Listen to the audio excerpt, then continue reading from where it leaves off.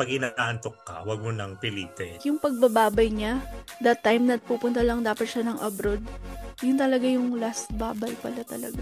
Diba? Nasabi talaga nilang corrupt talaga ang Philippines when it Oo na, comes to hindi naman sila bobo kasi hindi naman natin sila masisisi kung ang isang tao or isang politician, talaga may epekto sa buhay nila. ang priority nila is how much money they can get. Basta ako, sana hindi manalo si Bong Revilla at si Willie Revillame. Praying for the Philippines na sana.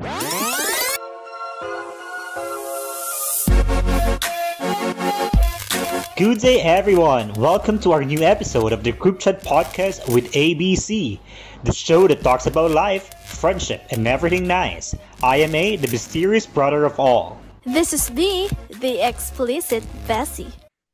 Hi, chat! Hello! Kumusta ka mga chatters? Welcome back to Group Chat Podcast. Hello, how are you? Hi, I'm good. How are you?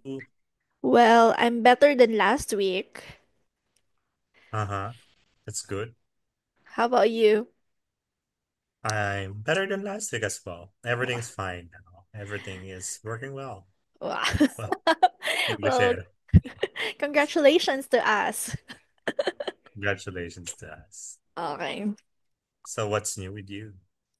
What's new with me? Ano ba? Parang wala naman. Parang wala. Wala masyado. Hmm. Dahil walang news sa'yo, sa luma tayo. Sa Ah. luma tayo. Hindi, baka meron kang bago. Walang bago sa akin. Walang bago sa akin. But marami akong issues sa Philippines na nakikita Hmm. na magandang pag-usapan. Magandang pag-usapan kasi um, parang napapanahon lang sa mga nangyayari. Number one is yung sa car accidents sa Mm-mm. Philippines. Let's talk about that first. Yeah, like two Parang, major car accidents. yeah, major. Hindi lang siya car accidents na walang namatay, ganun. Sobra as in. The first one is yung sa Esitex, Uh-huh. which is may namatay na mag-asawa, then may naulila na 2 years old, 3 years old. Basta bata. Mm-mm. Basta bata, sobrang bata.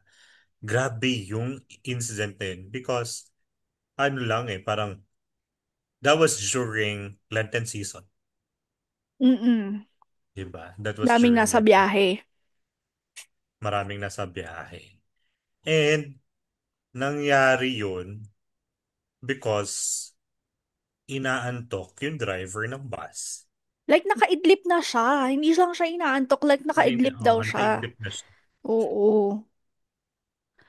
And hindi ko mawari niya, bakit pa niya pinagpatuloy yung pagdadrive niya kung alam naman pala niya na kulang siya sa tulog, di Exactly. ba? Wala bang protocol yung company, yung bus company na yun na they should every driver should be in the right state of mind, state of their physical body before they push through a trip, 'di ba? Parang pag alam mo naman na yung trabahador mo kulang sa tulog or whatever, huwag mo na siyang pagbiyahiin, 'di ba? Ako, ang And nakikita ko doon, it's either, um, sarili niyang desisyon yun na mag-drive pa rin kahit na inaantok siya or baka talagang kulang sila ng driver so wala siyang choice. Alam mo yung may shift niya na to. So walang magda-drive. Shift mo na ulit. Baka ganon. mm, which is for me, parang dapat hindi nila pinupush yung gano'n, lalo na kung long drives, 'di ba? Kasi that that bus nanggaling pa siya sa Manila, 'di ba? Mm. Manila, I think. And then Mm-mm. going to the north. Mm-mm. And you know naman na pagpapunta sa north, usually it takes around 4 to 5 hours to arrive, 'di ba? Mm-mm. And pag ikaw yung tao na tawag dito na kulang sa tulog, huwag mo nang ipupush yung ganong 6 hours na walang kapalitan. Or Sa akin lang, why they didn't postpone the trip at least an hour? Kasi mas ang reason naman na doon is baka ma-complain sila ng mga clients nila Oo. because yun nga ay customers nila kasi um madedelay yung ano nila, yung pagpunta nila. But Mm-mm. that bus company has a lot of bus. 'Di ba? Mm-mm. Bakit pa nila pinush yung tao na magbiyahe kahit alam naman nila or baka hindi naman nila din alam na kulang siya sa tulog. Kaya nga eh. Pero hindi ko pa rin talaga alam kung ano yung reason kung bakit niya pa rin pinagpatuloy.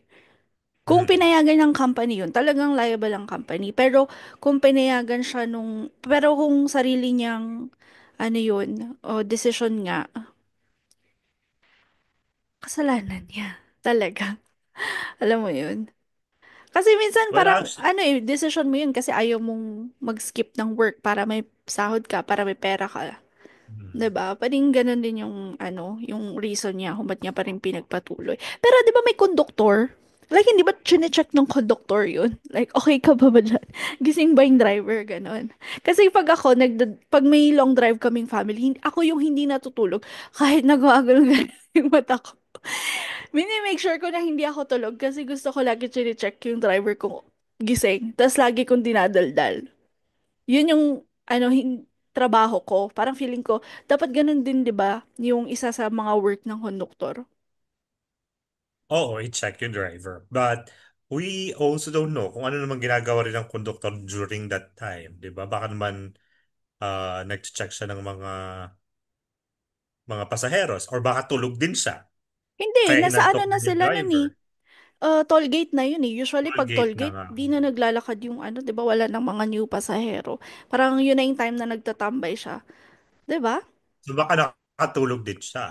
Tulog din siya. Baka, So 'di ba? buhay si bus driver at buhay din si konduktor. Walang namatay sa bus. Ang namatay is yung nasa dalawang Yung mga sasakyan.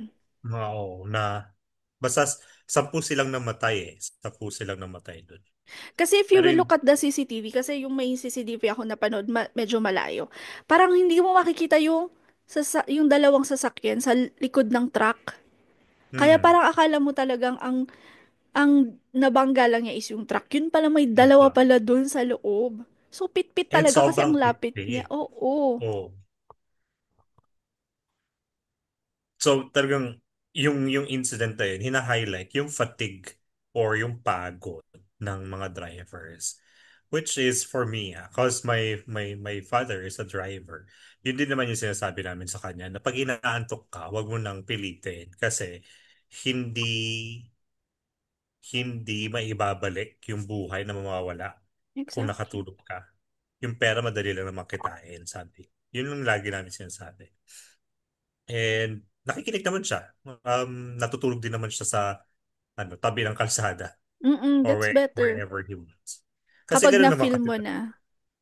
Totoo. Kasi lalo na yung mga public utility drivers kasi vehicle drivers kasi ang tawag dito, hindi lang yung buhay nilang iniisip nila eh.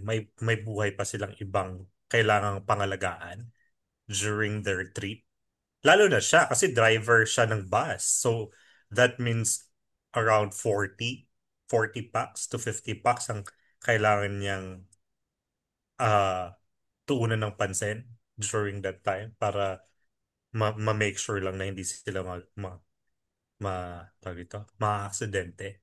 Mm. Okay lang sana kung masisisi natin yung bus company kung may default dun sa sasakyan. Pero hindi eh. Kasi talagang inaamin niya na nakatulog siya dahil sa pagod. Kaya natuloy-tuloy niya, hindi na siya nakapag-break. Mm. Pero dahil sa pagod, so ibig sabihin, yung workload nila, madami din. Yung workload talaga nila, problema din. Kasi 'di ba, usually kapag sinabi mo dahil sa pagod, hindi enough yung binibigay sa yung rest ng company, Mm. 'di ba? Kailangan din yun Anyway, sabi mo nasabi mo kanina dapat maging responsible yung mga mga driver. Actually, sa lahat ng driver. Kasi nga hindi lang naman yung buhay ninyo. Kahit yung mga simple na mga taong nasa paligid, mga pedestrian, ano mo Yeah. rin yun eh. Parang in a way nagiging responsibility mo sila kapag ka nagda-drive ka. Kaya dapat talagang Oo. maayos ka mag-drive. Nasa maayos Hindi kang naman, nasa maayos kang estado, kondisyon. kondisyon, yeah, Kondisyon. kondisyon. Estado. Ang tumahirap, Eh, mayaman. pag mahirap Nasa, ka, hindi ka pa rin mag-driving. sorry, Hindi, pag sorry. nasa maayos kang kondisyon. Yeah. Oh. And yun, di ba? Isa lang yun dun sa mga major car accidents na nangyari from last week lang. Yeah. Yung pinaka-recent was in Wait Ninoy lang, Aquino. Bessie. Ano lang, may idadagdag lang ako dun sa mga Sige, public sige. utility vehicle Oh, sige drivers. lang. Meron ako idadagdag dun kasi parang sabi nga, di ba, dapat responsibility ng ng bus company or ng kahit na anong transportation company na i-check yung condition ng mga drivers nila. So, parang sinasuggest na kailangan nilang magkaroon ng regular drug test. Tapos Mm. i-check yung mga health condition nila, 'di ba? So, ayun. Dapat talaga. Hindi ko alam Which kung is bakit mandatory naman dapat talaga kaya yun. nga eh. Hindi ko alam kung bakit ngayon lang nila to gustong i-impose. Dapat noon pa talaga naman, 'di Alam ba? mo naman na sa Pilipinas kasi mga ano sila dun. Hunghang, char. Hunghang. Hindi, tapos meron pa yung meron pa kasing joke na nababasa ko na parang kasi before, 'di ba may nagsabi na parang police PNP na sabi niya kaya daw nag-use ng drugs yung mga ganun mga bus drivers kasi nga parang gising daw sila sa work nila. So parang ang naman joke nila na ayan na yung sinasabi ni PNP blah blah blah na dapat nag-use sila ng drugs kasi para gising sila. Pero kahit naman sabihin natin na mag-use sila ng drugs, that depends on the effect of drugs on their body naman eh, di ba? Oo. Hindi, Hindi joke naman lang naman. lahat. Oo. Oh, wag nila akong gino-joke. Hindi, pero totoo din naman yun, di ba? It depends naman sa ano talaga, sa effect. Mm-mm. Pero, yun nga, dapat nga din talaga na, lalo na sa mga, sa mga commercial drivers, na dapat nga talaga, parang by biannual na check yung condition nila kung nasa condition pa ba sila para mag-drive for the public or Mm-mm. hindi na. Mm-mm. But knowing Philippines, di ba, marami naman, or Filipinos I should say, maraming tututulan naman doon kasi syempre, you know the status of the Philippines na hindi naman lahat kayang i-provide yung ganun na or gawin yung ganung test because it costs a lot to do those tests, di ba? Hindi, sagot But nung it's company the nila. responsible of the French, yeah, the franchise. Responsibility ng, oo, ng company. Kung hindi nila kayang gawin yun, magsara na sila. 'Di ba? That's Hindi true. naman, ayaw naman natin ipagkatiwala yung buhay natin sa kanila kung ayaw nilang sumunod sa ganong law or Mm-mm. regulation. Totoo. Kasi ginagamit ng public yung ano nila yung service nila. So they should make sure that the public will be safe. Diba? Pero alam mo, Bessie, eto lang, kanina lang napanood ko, nagsalita na yung parang driver nung van na isang nabangga. Tapos yun yung maraming namatay. Parang siya lang yung nabuhay, yung driver lang. Tapos sobrang grabing forgiving niya kasi sabi niya, naiintindihan niya daw yung driver. Parang human error talaga kung naantok siya, kung inantok siya. So pinapatawad niya na siya. Yung family niya nando doon. Family niya yung Mm. mga namatay. Tapos ganun siya magsalita na pinapatawad kita, naiintindihan ko kung inaantok ka na. Doon naman sa bus company, parang ayaw daw niyang mag-close yung bus company.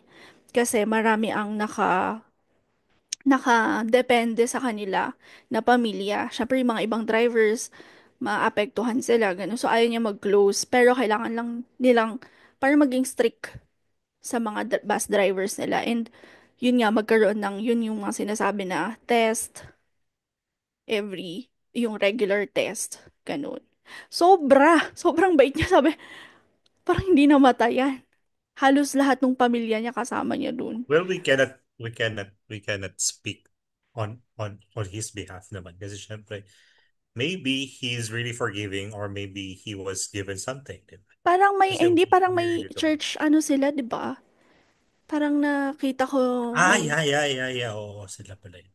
Yeah. oo, may church sila. So, parang nakakaano na tayo, galit na galit tayo dun sa driver, dun sa bus, ano, which is normal lang naman na maramdaman natin. Syempre, nakita natin yung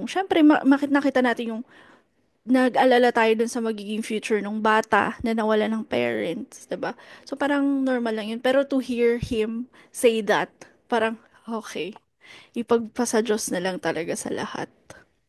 Well, actually, for me, I'm not blaming the driver. I'm more on the company. The Kasi syempre, company. kahit naman sabihin na nating ayaw nung driver na mag-drive, pag sinabi naman ng company na kailangan pumunta.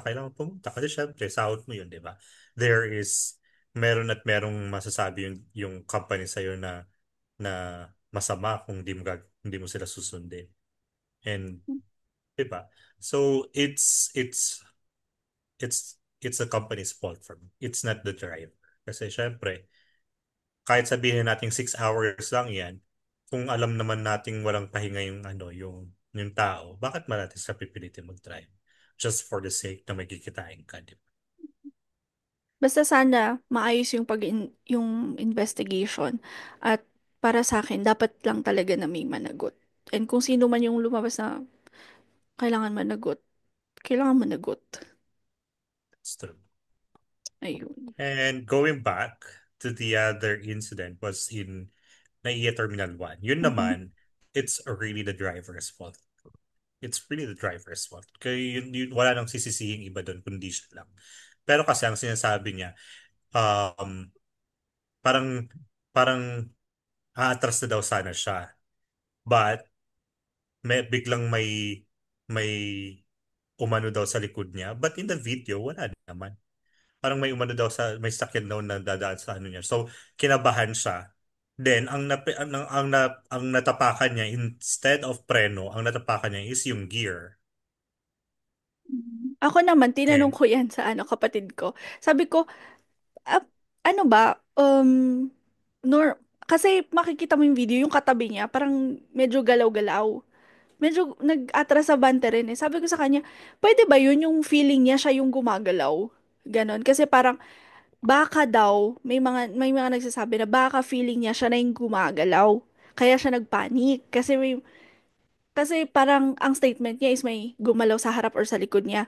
Pero baka na-stutter lang daw siya, kaya yun yung nasabi niya. Pero ang kumakita sa video, ang nakita niya sigurong gumagalaw is yung katabi niya. Tapos nagpanik siya na baka siya na yung gumagalaw. Tapos sabi ng kapatid ko na may moment daw na ganun talaga na akala mo ikaw yung gumagalaw pero yung katabi mo lang. So dahil siya mm, nagpanik siya, imbis na yun nga sabi mo, gas yung gas, God. break yung ano, matapakan niya, yung gas. Pero actually, pag-iisipin mo rin naman, pag feeling mo ikaw yung gumagalaw and it's not your turn to move, you should have, parang dapat naka-handbrake ka pa din eh. Di ba? Hindi ako masyadong technical dyan, pero isa lang masasabi ko, dapat talaga na-focus siya. Kasi parang hindi siya focus eh. Kasi kung focus siya, alam niya yung gagawin niya, 'di ba? Yeah, Kung napalinga that's siya, feeling niya, kung napalinga siya, tas feeling niya gumagalaw siya, alam niya agad kung aanhin niya, 'di ba? Gagalawin niya. Ganun. mm. So, hindi siya focus, yun lang talaga yun. Pero ano pa rin talaga. Siya pa rin, siya lang din naman ang masisisi doon. Kasi Oo. siya ang nag-start eh. But we also have to blame the safety and security in NAIA Terminal 1. Kasi yung bollards doon hindi naman talaga matibay. Yung bollards doon parang yung mga gumawa ng mga bollards din. Alam mo, first and foremost, alam mo, hindi ko alam na bollard tawag doon. Sabi ko, ano yung bollard na ito? So, syempre, check ko, okay, bollard pala yung tawag dito. Tapos, hindi ko rin alam kung anong purpose doon. Akala ko lang parang pangharang lang na para walang magdadrive doon. Yun pala, para just in case na may na may ganong May klaseng incident na accident. gano'n. Oo, Yes. it's meant to And stop. so, yeah, it's meant to stop the car. Mm, But the way they did it is not safe at all. And it's not, ang tawag dito, uh, hindi siya, hindi siya purposeful. Kumbaga, parang design lang siya. oo, Parang naging design lang siya. Kasi sobrang ano lang eh, sobrang babaw lang nung hukay niya. Usually kasi ang mga bollards, dapat it should be, parang tawag dito deeper. na deeper. And Mm-mm. talagang, ano siya, talagang, tawag dito, yung makapal na bakal.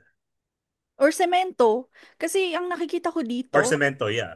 o yung mga nakikita ko dito sa Qatar, semento sila. Or kung bakal man, sobrang laki. Hindi sila Hmm, yung parang, ano sa kasi yung mall. tawag doon? Oo, yung sa mall. Kaya akala ko talaga yung purpose din nun, pang ganun lang, pang mall, pang harang lang. Yung panghati ng kalsada sa sidewalk. Akala ko ganun lang yung purpose talaga nun. Yun pala, Hmm. talaga ang purpose Paano niya. yun? For the accidents. Mm. Kasi syempre hindi mo natin masasabi kung may bigla-biglang may ano doon, di ba? Mm. Kaya, pero makikita rin naman natin dun sa driver na ano din naman talaga, nagsisisi rin siya sa nangyari. Kasi talagang hindi naman niya, well, mong may gustong mangyari yun. Because he's, he's not, he's not under the influence of drugs or whatever. Talagang nagpanic lang daw talaga siya. And makikita mo rin naman talaga dun sa video na talagang nangangatog yung tuhod niya, talagang Mm. kinakabahan siya. Pero ang nakakaano lang dun talaga, masakit lang dun is yung dun sa father na paalis na siya. And hindi niya alam na yung anak niya pala yun na dun sa ilalim ng sasakyan. And he was looking for his daughter. Pag hindi pa sinabi nung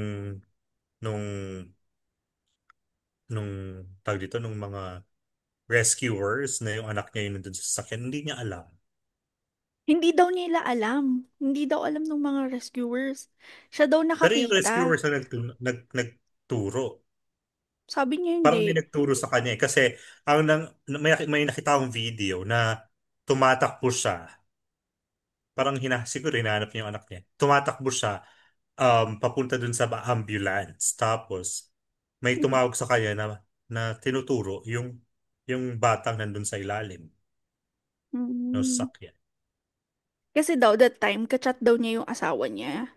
Tapos hindi na Mhm. daw siya sinasagot. Tapos nakausap daw niya yung nakausap daw niya yung kapatid niya. Tapos yun sinabi Mhm. na parang na-accident. Tapos yung pagkalabas niya, yung mga guard, tinatanong daw niya, pero hindi daw siya nasagot kasi hindi din daw nila alam. Tapos sabi niya, siya daw yung nakakita pagka nakita daw niya yung niya. Grabe yun, no? Hindi mo alam yung pagbababay niya. That time na pupunta lang dapat siya ng abroad. Yun talaga yung last babay pala talaga niya. Babay na pala talaga. Babay pala And ng it abroad. was their first time to see each other after a long time. Di ba? Parang 2.5 years, 3 years silang hindi nagkita. And then that will be their last meeting na din. Ang masakit pa doon, namatay na yung anak niya, critical pa yung asawa niya. Sobra. And until now, hindi pa rin nila masabi dun sa asawa niya na patay na yung anak niya. Kasi Sinabi nga na syempre, daw kanina. sinabi na. Sinabi na daw. Pero parang yung asawa daw, parang may idea na siya kasi conscious siya nung pinunta siya sa hospital and nakita daw niya yung anak niya.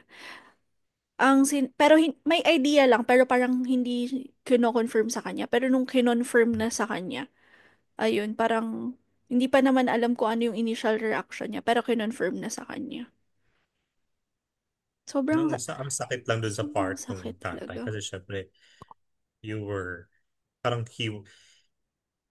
yun nga, papunta siya sa ibang bansa para baguhin yung buhay nilang pamilya. But, ganun yung mangyayari. Parang, pag ikaw yung nasa sitwasyon ng tatay, mawawalan ka ng purpose in life. Kasi nga yun nga yung sinasabi nung ano yung tawag dito, sister-in-law niya na hindi daw siya makausap, di siya kumakain. Kasi syempre, ano pa rin siya, in grief pa rin siya, di ba? Alam mo naman yung feeling, 'di ba? Tayong OFW, alam mo yung feeling na pag nagpapaalam na tayo sa magulang ay Mm. sa family natin. 'Di ba sobrang sobrang painful nun na tapos Ano pa sobrang kaya yun? nakakaiyak ganun. Tapos ganun pa yung mangyayari. Parang doble. What? Triple? Hindi mo ma-explain. Hindi ko masabi kung Yung may gaano kasakit. Pero parang may idea tayo na sobrang sakit nun. Kasi nagkapatong eh. Patong-patong eh. Alam mo yun? patong-patong, Mm-mm. problema na wala ng... Well, nakakaawa lang, but we have to blame someone about that, di ba? So we should blame the driver and the management of NAIA and the previous government because they are the one who made those bollards. Made. And I Ako, feeling ko hindi ko alam kung masisisi natin yung previous government dahil sila yung gumawa ng ano. Parang feeling ko naman masisisi natin sila because they chose yung contractor. Tapos si contractor, kung sino man ang gumawa doon. Kasi may contractor yan eh. Pipili sila, di ba? Bidding, bidding, bidding yan. Kapag may gagawa na bidding project. Yeah. So, if pinili lang yon dahil parang sabi natin close sila, meron silang friendship, ganon. Kung yun na yung reason kung bakit pinili yung contractor na yun, we should really blame the government kung sino man yung nag-approve nun. Sino bang taga-approve nun sa government? 'Di ba? Dapat yun yung piliin. Ay, dapat yun yung i-blame. And yung contractor na bakit sobrang substandard? Bakit ganun lang?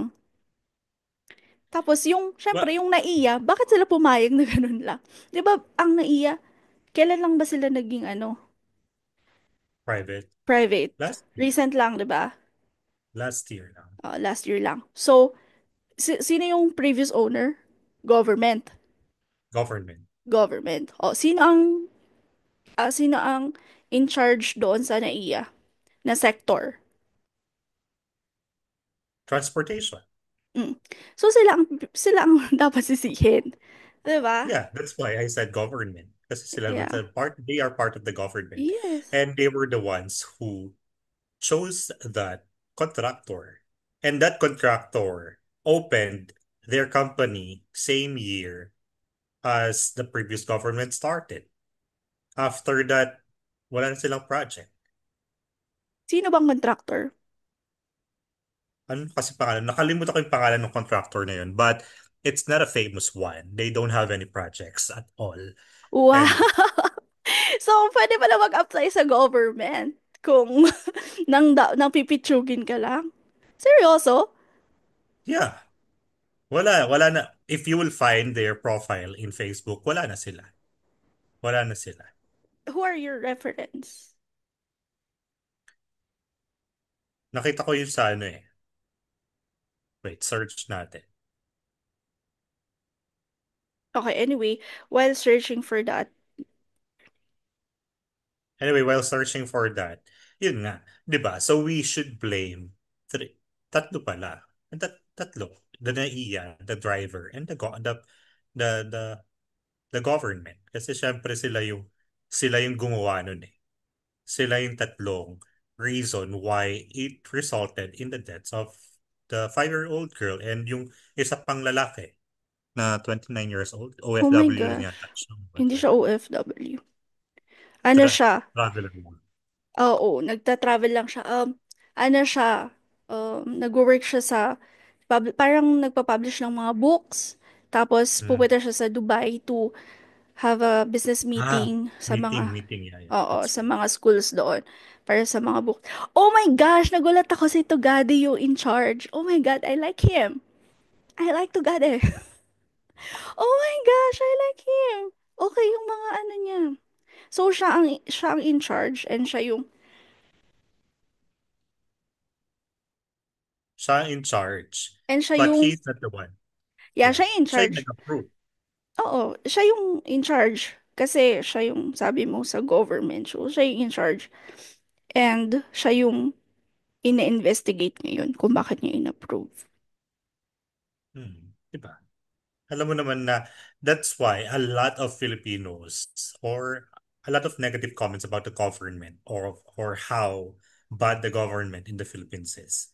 Diba? Nasabi talaga nilang corrupt talaga ang Philippines when it Oo na, comes to halatang halata. I mean, we are ano not to? new to that. Oh, We secret are ba not to? new to that. We are not new to that, but kailangan ba talaga na until na talagang kailangan bang may mangyari pang ganito before they will wake up na it's not it's not enough that they will provide something substandard just to say that meron tayong ganito. 'Di ba? Parang come on, dapat alam na nila na the safety and the security of the Filipino people will be the will be the top priority ng government, 'di ba? Kumbaga yung welfare of the Filipinos. Yun dapat ang priority nila. But no, parang ang nangyayari is ang priority nila is how much money they can get from doing these projects, True. 'di ba? And hindi lang naman hindi lang naman thousands of pesos ang ginastos nila doon sa bollards na yun. Millions of pesos, 'di ba? So, 8 million sabi. yeah. So, So yung we 8 are million na yun, expecting, bollards ng buong NAIA. yeah. So we Okay. are expecting that up to par yung ano, 'di ba? Yung yung mga ginagawa nilang ganong projects because it's too expensive. Wala, hindi mo na talaga aasahan. Unless magkaroon na ng accident, mapag-usapan. Tapos, katulad yan, pinag-usapan, ngayon yung DOTR. Tama, DOTR, right? DOTR. DOT. Ngayon lang sila kumikilos, ngayon lang sila nagpapaka-strict, ngayon lang sila nag-i-impose ng kung ano-anong mga rules and regulations para sa mga driver, para sa mga, parang, I know na it's not too late for the future na mag-benefit ng mga regulations na to, pero it's too late para dun sa mga naapektuhan. Like ito, yung mga Naapektuhan. namatay. 'Di ba? Yeah. And hindi lang naman sila namatay na okay, patay na sila, wala tayong magagawa. May family sila. And yung isang namatay, breadwinner pa yun ng family nila. 'Di ba? Yes. Paano na yung mga yung umaasa din dun sa tao, 'di ba? Tapos itong mag-asawa, iisa lang yung anak nila, 'di ba? Pero nagsisimula pa lang sila ng family. Pamilya. Kumbaga, 'di ba? Binubuo pa lang nila yung pangarap nila na kailangan may umalis na isa. Oh my gosh. Ito yung mga bagay na hindi talaga nakikita ng yung mga officials natin, 'di ba? Kaya sana this coming election, yung ayoko kasing sabihin na mga bobo, yung mga ganun, mga yung mga nagvo-vote, ganun. Kasi para sa akin, to be fair with them, hindi naman sila bobo kasi hindi naman natin sila masisisi kung ang isang tao or isang politician talaga may epekto sa buhay nila, 'di ba? Tapos ayaw nila yung isa kasi wala epekto or impact sa buhay nila, 'di ba? Pero parang maging smarter lang na kung may epekto sa buhay mo, may epekto rin ba sa buong Pilipinas? Kumbaga ganun. Not just that, kung yung epekto ba na nagagawa niya sa buhay mo was during the campaign period or that started before the campaign period, 'di ba? Kasi usually Yes. naman ang mga tumatakbo namang mga officials, they tend to start doing good things during the campaign season. Before the campaign season, wala naman silang ginagawang maayos, 'di ba? Then Mhm. tutulong sila. Gaya nga ng sinabi natin dito sa podcast natin before, they always do patch solution, but they never do the best solution for every problems that we have in the Philippines.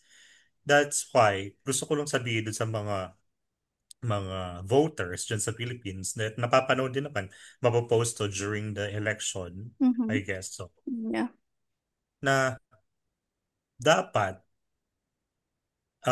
we have to make sure na we are not just voting because they are famous. We are voting because we know that they will have a good impact with our society. Diba? Exactly. Mhm. So stop voting those famous people because they were just famous. Mhm. Stop voting Stop voting puppets of the government. Mhm. You have to make sure na merong magandang platform, magandang political background yung tao before mo i-vote. Not just because he's famous on the television, he will do something good to our country.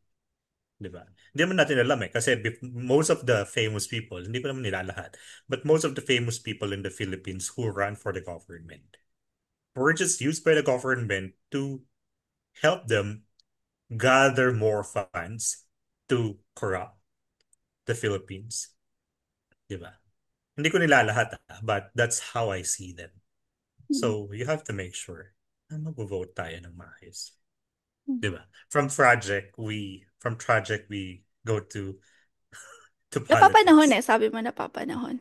Basta ako, sana hindi manalo si Bong Revilla at si Willie Revillame. Yun yung nasa listahan ko ng sana hindi manalo. Hindi ko sinasabing masama silang tao, pero they are not the best fit Qualified. for senator, for being a senator. I know na meron pa kayong mga nasa listahan, pero sila yung top 2 para sa akin. Though meron namang record si Bong Revilla as parang as senator kasi 'di ba nandiyan naman na siya. Pero parang hindi pa din eh. Hindi pa rin siya okay sa akin dahil dun sa background niya na 'di ba Corruption. Yeah. oo. Na kahit nasabi mo na dismiss yun, hindi pa rin ako kontento na na-dismiss yun because wala siyang kasalanan. Maybe na-dismiss yun kasi magaling lawyer niya. Pwede rin, 'di ba? Or maybe na-dismiss yun kasi nabayaran na yung ano. Well, we don't know. Basta Alam yun mo yung naman ang Philippines.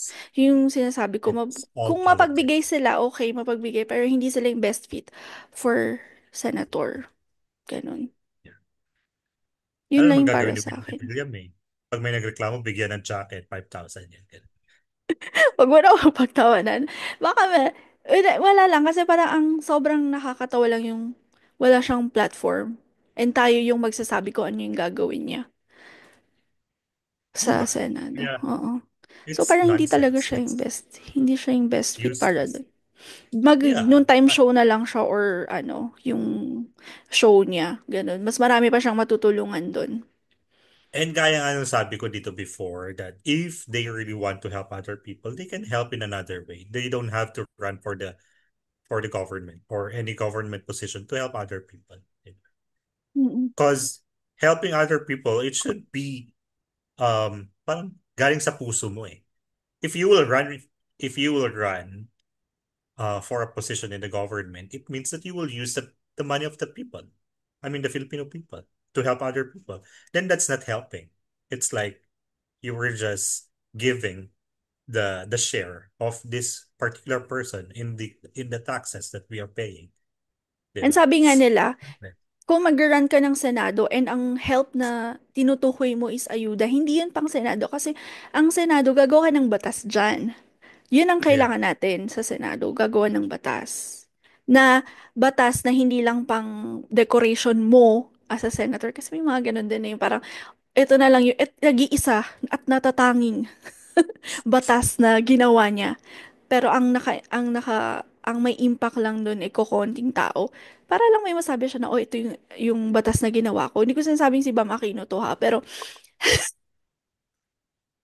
talagang, talaga name drop tayo. Pero hindi, yun yung feel ko eh. Kasi yun lang lagi niyang sinasabi yung sa libre yung ano, libre yung Gamutan. college, oo. Yun lang Okay. parang. Pero hindi ko na-feel na parang best fit din siya doon. Pero for further explanation siguro for the next podcast na yun, ikakat ko na lang din siguro yun. Kasi maraming Well, mga actually, hindi naman artista. narinig yung pangalan niya kasi ewan ko, nag-blip siya. I don't know. Okay, whatever. Automatic na nag-blip dito. Siguro na ano mo na yung microphone mo na pag sinabi mo yung name na yun eh, magka-cut. Magagalit But yung mga yeah, fans ng artista. Anyway, ayan lang. Syempre, rest in peace sa lahat ng mga na namatay. namatay dun sa tragic and praying for the Philippines na sana magkaroon tayo ng better regulations para sa mga drivers and lahat ng transportation para malesen yung mga ganitong accidents. And of course, condolences to those families that were Yes. left behind, diba? Mm-mm. We we don't know how you feel, but we know that you were really grieving. And Mm-mm. yeah. And of course, mga chatters, kung gusto nyo pa pumapakinggan ng aming mga previous episodes, i-follow nyo lang kami sa aming mga social media, Facebook, YouTube, Instagram tuloy pa, Spotify, and TikTok account, The Group Chat Podcast with ABC. Maraming salamat. Yes. Thank you so much. Bye. Thank you so much. Bye. And that's a wrap. Thank you for listening to our latest episode here in the Group Chat Podcast with ABC. We would be happy to be connected with you guys. Please subscribe and follow us to our channels. For Spotify, the Group Chat. For YouTube, the Group Chat with ABC. For Facebook, the Group Chat. Thank you so much, guys. Join us again on our next episode this coming Friday. Bye bye.